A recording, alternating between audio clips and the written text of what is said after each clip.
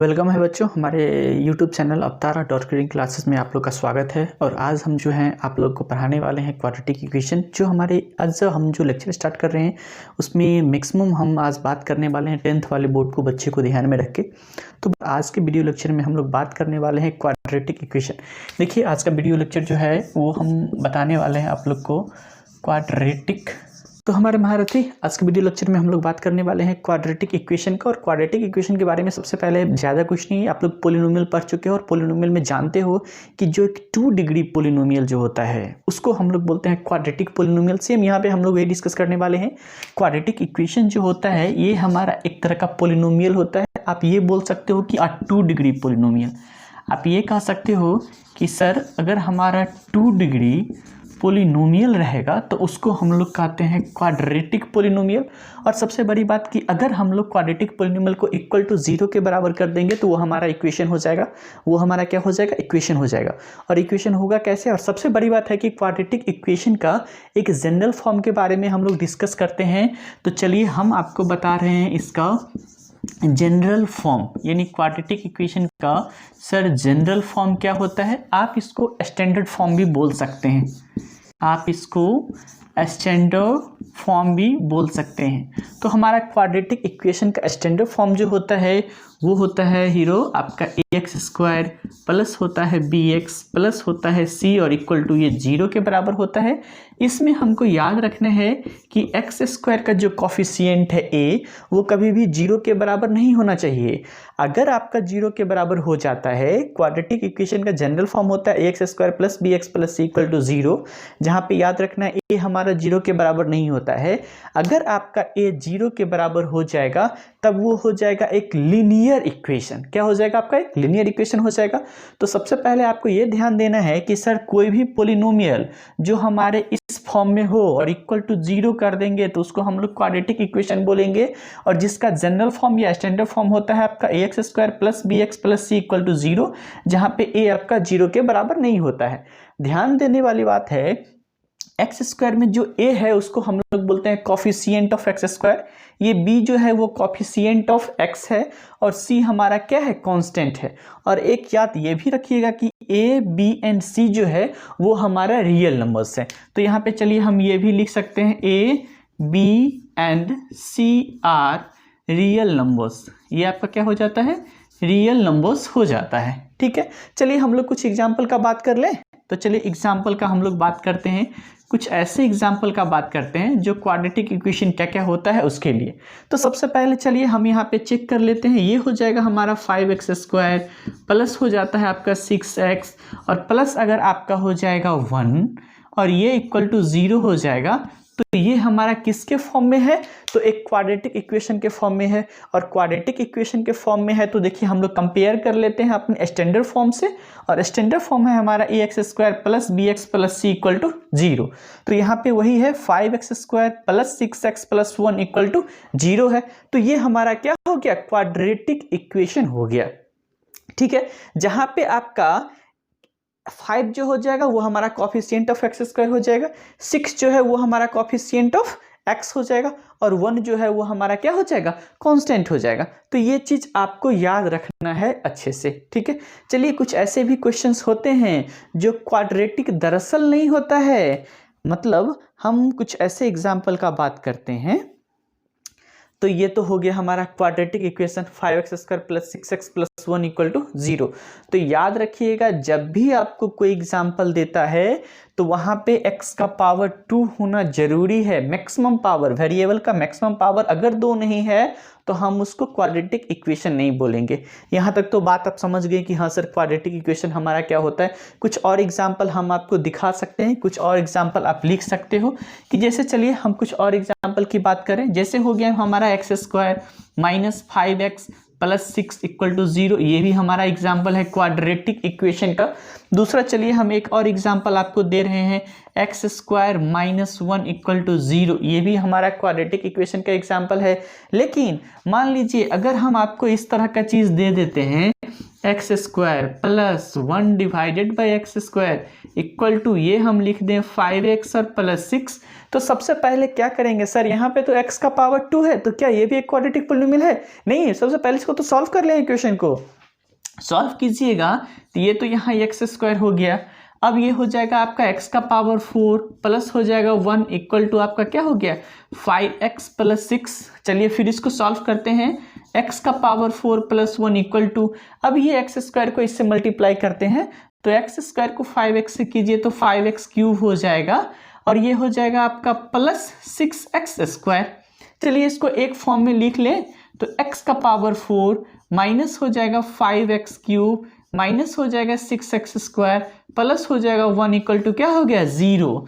तो यहाँ पे आप देखते हैं x का मैक्सिमम पावर कितना है 4 है, तो हमने क्या बताया कि भाई 4 नहीं होना चाहिए, x का मैक्सिमम पावर जो होना चाहिए वो 2 होना चाहिए, तभी हमारा क्वाड्रेटिक इक्वेशन होगा, अदरवाइज हम उसको क्वाड्रेटिक इक्वेशन नहीं बोलेंगे। यहाँ तो x का पावर क्या है 4 है, तो ये हमारा हो गया 4 डिग्री पोलिनोमियल, ये हमारा क्वाड्रेटिक इक्वेशन नहीं है। तो सिर्फ और सिर्फ आपको एक बात याद रखना है कि सर हम ऐसे पोलिनोमियल को क्वाड्रेटिक इक्वेशन बोलते हैं जिसका क्या होता है x का मैक्सिमम पावर 2 होता है और उसका स्टैंडर्ड फॉर्म या आप बोल सकते हो जनरल फॉर्म जो होता है वो ax square plus B x plus c equal to 0 होता है, जहाँ पे a हमारा 0 के बराबर नहीं होगा और a, b और c जो है वो हमारा रियल नंबर होगा। ठीक है, इतना बात समझ में आ गई। अब हम लोग बात करते हैं सॉल्विंग मेथड, इसका क्या क्या हो सकता है कि अगर सर क्वाड्रेटिक इक्वेशन है और उसका स्टैंडर्ड फॉर्म अगर ax square plus B x plus C होता है तो सर इसको सॉल्व कैसे करेंगे, यानी x का कैसे वैल्यू फाइंड आउट करेंगे। तो अब हम ये बात करें, सबसे पहले अभी हमने बताया कि क्वाड्रेटिक इक्वेशन, तो जब भी क्वाड्रेटिक इक्वेशन की बात करें तो मतलब आप समझ जाइए हम बात कर रहे हैं ax square plus B x plus C बराबर 0 का, जहाँ पे हमारा a 0 के बराबर नहीं होना चाहिए। तो दैट्स मीन्स ये हमारा हो जाएगा क्वाड्रेटिक इक्वेशन। आप बोल सकते हैं सर ये हमारा स्टैंडर्ड फॉर्म है। हमेशा बच्चों आप लोग को ध्यान देना है कि अगर कहीं भी दिख जाए पोलिनोमियल और अगर ऐसे फॉर्म में नहीं है तो आप बोलिएगा सर ये क्वाड्रेटिक इक्वेशन नहीं होगा। ठीक है, क्लियर है। अब सबसे पहले इसको सॉल्व कैसे करेंगे, तो solving method of quadratic equation की बात कर लेते हैं। तो चलिए हम लोग एक टॉपिक दे देते हैं और उसमें हम लोग बात करने वाले हैं solving method of quadratic equation. तो अभी हम जस्ट आपको ये बताने वाले हैं कि सर सॉल्विंग मेथड क्या होता है एक क्वाड्रेटिक इक्वेशन का। तो सबसे पहले इसका मतलब समझिए ना, आखिर इसका मतलब क्या होता है। मीन्स कि अगर हम बोल रहे हैं कि सॉल्व करना है क्वाड्रेटिक इक्वेशन को, मतलब सॉल्व करना है x square plus B x plus c equal to 0 वाले क्वाड्रेटिक इक्वेशन को, तो इसको सॉल्व करने का हमारे पास 2 मेथड है। लेकिन सबसे पहले हम लोग बात करते हैं सर सॉल्व करने का मतलब क्या हुआ। तो सॉल्व करने का मतलब हुआ find the value of x, find the value of x, मतलब आप x का वैल्यू निकाल दीजिए। मतलब सीधा सीधी हम ये कहना चाह रहे हैं कि इसका मतलब हो गया कि x का ऐसा वैल्यू फाइंड आउट कीजिए आप जो हम अपने x के प्लेस पे रखते हैं, तो वो किसके बराबर हो जाएगा 0 के बराबर। तो आप ये बोल सकते हैं sir find the value of x या find the zeros of quadratic polynomial या find the zeros, find the zeros मतलब इसका जीरोज सर निकाल दीजिए, मतलब x का वैल्यू निकाल दीजिए जो इसमें पुट करेंगे तो वो किसके बराबर हो जाएगा 0 के बराबर हो जाएगा। या इसको आप ये भी बोल सकते हैं जीरोज को रूट्स। तो हम लोग अब जब भी क्वाड्रेटिक इक्वेशन को सॉल्विंग वाली बात करेंगे तो सॉल्विंग वाली बात मतलब हो गया कि find the value of x, यानी x का वैल्यू आप फाइंड आउट कर दीजिए।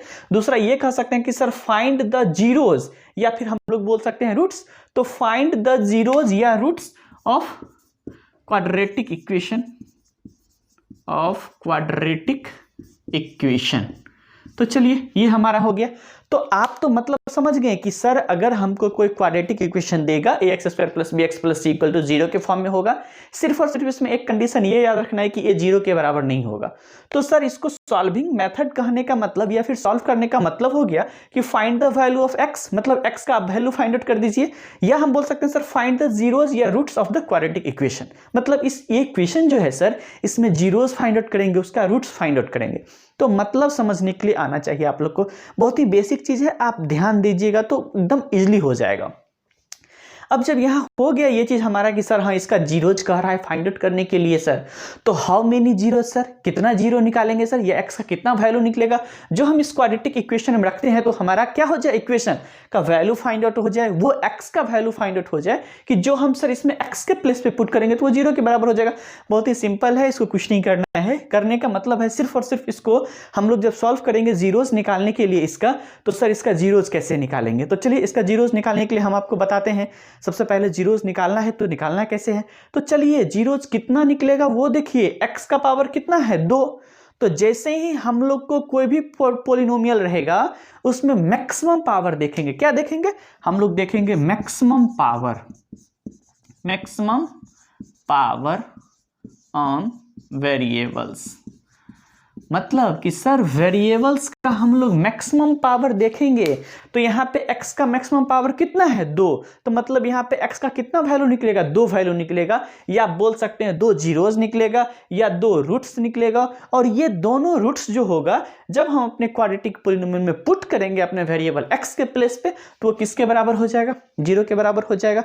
तो चलिए अब वो 2 जीरोज क्या क्या होगा, तो मान लेते हैं हम अपने मन से कुछ। अब देखिए ना बुक में माना है कि एक जीरो जो है ना अल्फा होगा और दूसरा जो है ना बीटा होगा, तो हम लोग भी वही कह लेते हैं कि एक को मान लेंगे अल्फा और एक को मान लेंगे बीटा। तो सर किसको मानेंगे, तो किसी को भी आप मान सकते हैं अल्फा और किसी को भी मान सकते हैं बीटा, ये हमारा है। और ये तो X square plus B x plus C के फॉर्म में है, तो 2 जीरोज हमने बोला हाँ सर एक अल्फा होगा और एक बीटा होगा, इसलिए होगा क्योंकि यहाँ पे एक्स का मैक्सिमम पावर 2 है, तो मतलब 2 जीरोज निकलेगा। चलिए एक एग्जांपल देखते हैं और इसको सॉल्व कैसे करते हैं। सॉल्विंग मेथड अगर हम बात कर रहे हैं तो बताएंगे ना भाई कैसे सॉल्व करते हैं। तो चलिए सॉल्व करने का इसका 2 मेथड है, कौन कौन, तो चलिए एक मेथड की हम लोग सबसे पहले बात कर लेते हैं। तो मेथड 1, पहले मेथड को हम लोग कहते हैं बाई फैक्टराइजेशन मेथड, तो यहाँ लिख लेते हैं बाई फैक्टराइजेशन मेथड। तो एक मेथड तो हो गया कि सर हमारा फैक्टराइजेशन मेथड हो गया, और दूसरा मेथड भी हम बता ही देते हैं। दूसरा मेथड जो आपका है और अभी जस्ट जो हम पढ़ने वाले हैं, इसको हम लोग कहते हैं बाय यूजिंग क्वाड्रेटिक फॉर्मूला। एक तो हो जाएगा हमारा बाय यूजिंग क्वाड्रेटिक फॉर्मूला, ये 2 चीज। तो एक तो हमारा हो जाएगा बाय फैक्टराइजेशन मेथड, और दूसरा जो हो जाएगा वो हमारा हो जाएगा बाय यूजिंग क्वाड्रेटिक फॉर्मूला। और एक मेथड है, अब देखिए ना वो मेथड है, डिस्कस भी किया गया है, कंप्लीट स्क्वायरिंग मेथड। अभी हम नहीं डिस्कस करने वाले हैं उसका, इसलिए क्योंकि अभी आपका 10th वाले बोर्ड में नहीं पूछने वाला है कंप्लीट स्क्वायरिंग मेथड। तो ये 2 चीज, एक तो बाय फैक्टराइजेशन मेथड और एक कह रहे हैं sir by using quadratic formula. तो सर इस 2 मेथड से हम क्या कर सकते हैं, अपने क्वाड्रेटिक इक्वेशन को सॉल्व कर सकते हैं, मतलब x का वैल्यू फाइंड आउट कर सकते हैं। आप जीरोज कह दीजिए या रूट्स कह दीजिए।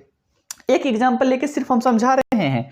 मान लेते हैं कि हमारा एक एग्जांपल ये हो गया, एक्स स्क्वायर माइनस है आपका 5x और प्लस है आपका 6 इक्वल टू 0। अब ये हमारा इक्वेशन है, इसको सॉल्व करना है तो पहले हम फैक्टराइजेशन मेथड से करते हैं। तो फैक्टराइजेशन मेथड आप लोग ऑलरेडी अच्छे से जान रहे हैं, लेकिन फिर भी हम डिस्कस कर रहे हैं। देखिए एक्स का कोएफिशिएंट क्या है यहाँ पे a, और यहाँ पे ये क्या है c, यानी इस दोनों नंबर को हम लोग क्या कर देते हैं, मल्टीप्लाई कर देते हैं। और मल्टीप्लाई करने के बाद जो नंबर आता है उसको ध्यान में रखिएगा, और बीच में जो ये bx है इसको 2 पार्ट में डिवाइड कर देना है। 2 पार्ट में डिवाइड करना है ऐसे कि दोनों को जोड़ने पे या घटाने पे हमारा हो जाए bx, और दोनों को मल्टीप्लाई करेंगे तो क्या हो जाएगा ac। यहाँ पे भी वही हम लोग इंप्लाई कर रहे हैं, वही रूल लगा रहे हैं। ये है यहाँ पे 6 और एक्स का कोएफिशिएंट क्या है, कुछ नहीं मतलब 1, तो 6 को 1 से मल्टीप्लाई करेंगे तो क्या 6, लिख लीजिए यहाँ पे 6 का देखिए प्राइम फैक्टर निकाल रहे हैं, तो 2 से तो ये क्या हो गया 3। इसका मतलब है ये 5x को 2 पार्ट में डिवाइड करते हैं, तो एक 3 होगा एक 2 होगा, मतलब 3 और 2 को जोड़ेंगे तो 5x होगा, और दोनों को मल्टीप्लाई करेंगे तो 6 हो जाएगा। मतलब इसको अगर आपको लिखना होगा तो आप इसको ऐसे लिख सकते हैं, x square minus 3x minus 2x plus 6 equal to 0। मतलब यहाँ से आप x कॉमन लेते हो तो x माइनस 3 कॉमन आ जाएगा, और माइनस 2 कॉमन लेते हो आप तो x माइनस 3 आ जाएगा इक्वल टू 0। तो मतलब आप एक फैक्टर x माइनस 3 लिख सकते हैं और into x minus 2 equal to 0। तो यहाँ से 2 फैक्टर, एक तो हमारा आ जाएगा आपका क्या आ जाएगा, तो एक हो जाएगा हमारा x माइनस 3 बराबर 0, तो x बराबर 3 आ गया। और दूसरा आप लिख दोगे x माइनस 2 बराबर 0, तो x बराबर क्या आ गया, 2 आ गया। तो हम आपको बताए थे कि इसका 2 जीरोज होगा, 2 रूट्स होगा, तो एक को अल्फा और एक को बीटा। तो आप मान लीजिए ना अपने मन से, एक अल्फा इक्वल टू हो जाएगा 3, ठीक है, और एक बीटा इक्वल टू हो जाएगा 2। ये बस 2 जीरोज निकल गया, ये 2 जीरोज निकल गया। आप किसी को भी अल्फा किसी को भी बीटा मान सकते हैं, इसलिए इसको भी आप बीटा मान सकते हैं, तो इसको अल्फा मान लीजिएगा। हम यहाँ इसको अल्फा माने हैं तो इसको क्या हो जाएगा, बीटा हो जाएगा। क्लियर है, कोई कंफ्यूजन नहीं होना चाहिए। अब सर ये जीरोज है, मतलब हाँ सही में ये जीरोज है, क्योंकि इस अगर चेक कर लीजिएगा एक बार, इस 3 को और 2 को हम अपने इस क्वाड्रेटिक इक्वेशन में पुट करके देखते हैं कि सही में जीरो आता है कि नहीं आता है। तो चेक कर लीजिए, देख लीजिए यहाँ पे हम चेक करते हैं। अगर 3 रखते हैं तो 3 3 जा क्या हो जाएगा 9, और माइनस फिर 3 रखेंगे तो 15, और प्लस क्या हो जाएगा 6। तो देखिए 9 और 6 क्या हो जाएगा 15, और 15 माइनस 15 क्या होगा 0, तो 0 के बराबर आ गया ना। सिमिलरली यहाँ पे 2 रख देते हैं, 2 2 जा क्या हो जाएगा 4, और माइनस हो जाएगा 10, और प्लस 6, 6 और 4 क्या होगा 10, 10 में 10 क्या होगा 0, तो मतलब आ गया ना। तो बहुत ही इजी है कि आप अपने किसी भी क्वाड्रेटिक इक्वेशन को सॉल्व कर सकते हैं। एक हमने छोटा सा एग्जांपल दिया, बाकी आप लोग बुक से क्या करोगे, सारा एग्जांपल देखना है, अवॉइड फैक्टराइजेशन मेथड से उसको सॉल्व कर देना है। बहुत ही ईजी है, कोई टेंशन नहीं लेने की बात नहीं है। तो बाय बच्चों, टेक केयर।